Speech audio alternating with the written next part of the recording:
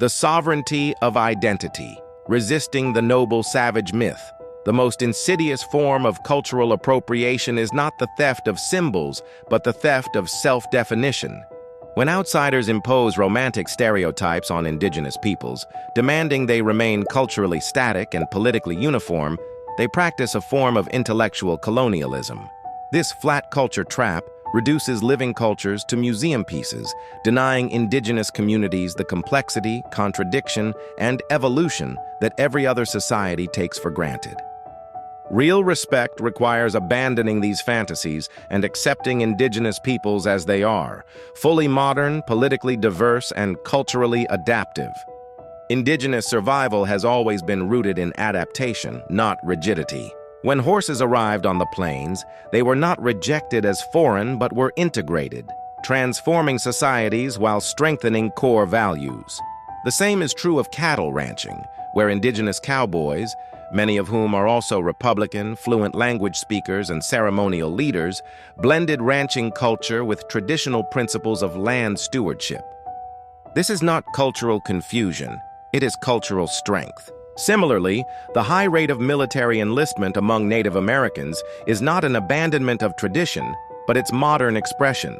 The warrior ethos of community protection and sacrifice finds a contemporary path in military service, adapting ancient values to new realities. This cultural dynamism extends to the political sphere. The assumption that indigenous peoples should be a monolithic democratic voting bloc is a denial of our political agency. Within our communities, one finds a full spectrum of political thought, with individuals aligning as conservative or progressive based on their own interpretation of traditional values like community responsibility or collective welfare. These nuanced views often mean that practical, place-based relationships with local allies, regardless of their political affiliation, are far more meaningful than abstract solidarity.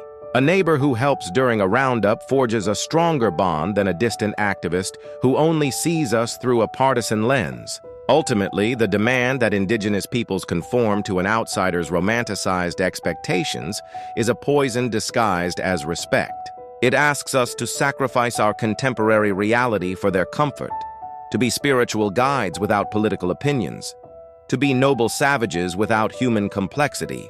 True indigenous identity, however, exists in the person who wears military fatigues to deployment and traditional regalia to a ceremony, who speaks an ancestral language while using a cell phone.